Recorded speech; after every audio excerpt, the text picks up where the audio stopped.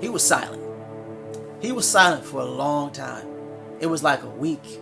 We hadn't heard from Mayor Garcia. I was wondering if he was still all right. Turns out the mayor is fine. He was just hiding out for about a week in his bunker, trying to figure out what he wanted to say about what's going on in our nation with police brutality, specifically with the lives of black men. So after a lot of people calling Mayor Garcia out on social media, going to his IG account and letting him know that we just didn't like that he was being so silent at a pivotal time like this. So peaceful protesters meet the mayor outside of City Hall. He comes out and he delivers a little impromptu speech. It starts out fine, right? He's like, Black Lives Matter, I understand, I'm listening, there's going to be a conversation where I'm going to listen, and then there's going to be dialogue, and then there will be action, right? Going pretty smooth. But then, there's this. I would encourage a few things. First is, give me an opportunity to what I've been asked by a lot of the black community to do, which is to sit down and listen. And not say much, but listen to the black leaders and organizers. Did he just say what I think he said? I think he said it. Mayor Garcia, how are you going to, in one breath, say that Black Lives Matter, and in that same breath, tell me that black leaders and black people told you not to come out and talk? We told you to listen and be quiet. No, you didn't come out for a week after George Floyd was publicly executed. Not because black people told you to do it. Don't blame the black folks for your ineptitude. Don't blame black people for your failure in leadership on this issue. Don't do that. It's not the time to do that. The truth is, if anything, what black people did was they went out and voted for you. And they had the hope that you would represent them. But when it came time for you to deliver on an issue that's pretty much one of the most important issues to black people, staying alive, you hid out. Couldn't nobody find you. But this is the deal. Just tell the truth. The reason that you were silent has nothing to do with black pastors or Rex Richardson telling you that you need to listen. No. The reason you were silent has everything to do with what happened just 2 weeks ago. Because 2 weeks ago, your campaign committee reported that you received $200,000 from, guess who? Long Beach Police. Yeah. That's why you were quiet. You're quiet because the Long Beach Police pay you good money to protect their interest. So you were not prepared to come out and speak on behalf of your black citizenry. So no, don't tell the public that black people told you to be quiet. Just tell the truth. The police told you to be quiet about this issue. And it is your silence that made you complicit. I don't want to be too hard on the mayor. I don't want to be too hard on him. There is one thing that he said that I think he's completely right about. And I'm also not going to sit here and tell you that Long Beach or myself or any leader in the city has done everything that we can to fight racial injustice, because that's just not true. Okay? Look, you heard it. The man just said it. He just said it. He said, I have not done everything I can to fight racial injustice. And that's right. I mean, come on. He was hiding out for a week. How could he? The last statement he made was about COVID-19 and wearing masks for the weekend. He's right.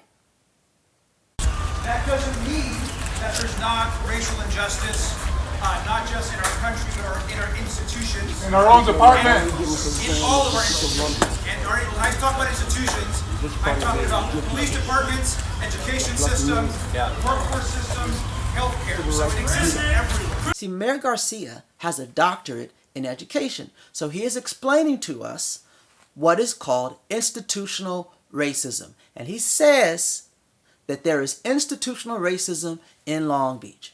And he's right. That's true. Yes.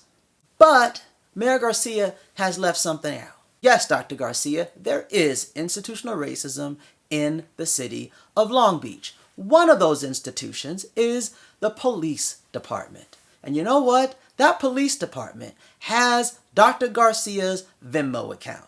They direct deposit pretty routinely hundreds of thousands of dollars every year into the mayor's political coffers to promote his political career. All 6 years. And probably before that, when he sat on the city council as a councilman. And so what's mind-boggling is that we're supposed to believe that Mayor Garcia is going to be our champion against institutional racism while he receives campaign dollars in the hundreds of thousands of dollars and the millions of dollars over the lifetime of his political career. We're supposed to trust that while they're writing him these checks, he's going to go and advocate for black lives.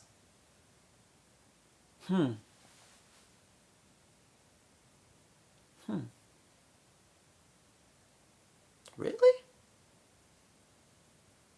Are you sure? And what I have pledged before I start saying, well, we're going to do X, Y, and Z, what I have pledged to do is to listen and to dialogue. And after listening and ensuring that everyone's voice is heard, then I promise you we will take action.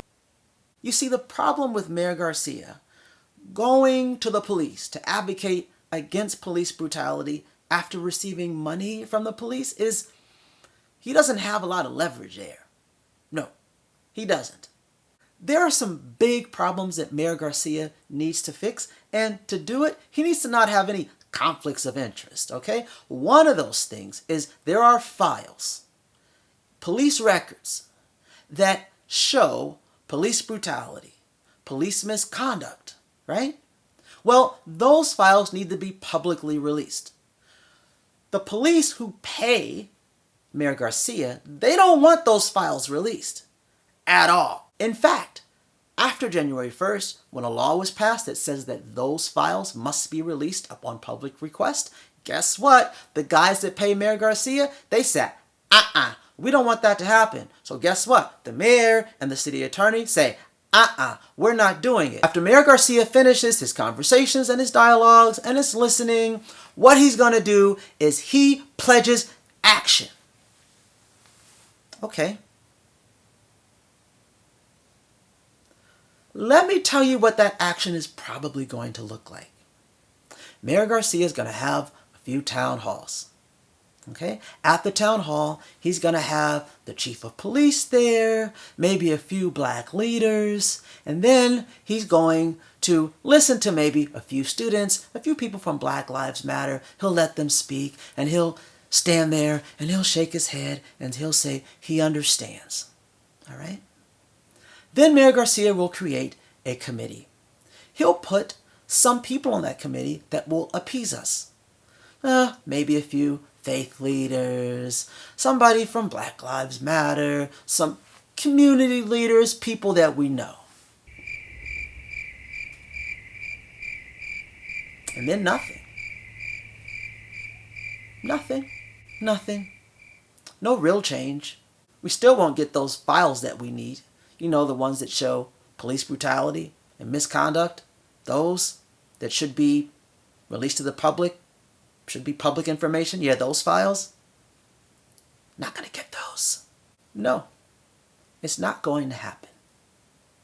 What we have to realize is that justice, true justice and equality, is never going to be given to us. No. Just like the men and women before us who fought for justice and equality, we will have to demand it. We will have to take it.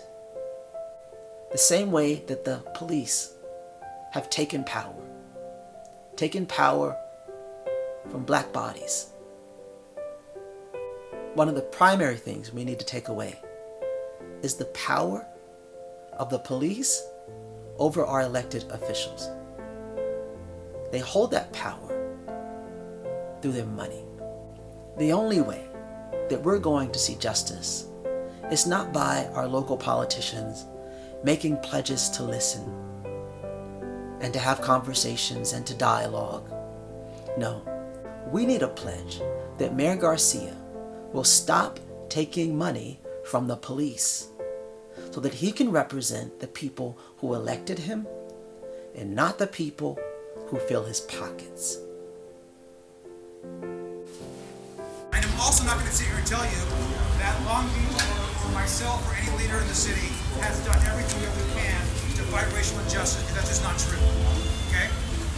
And what I have pledged before I start saying, well, we're going to do X, Y, and Z, what I have pledged to do is to listen and to dialogue.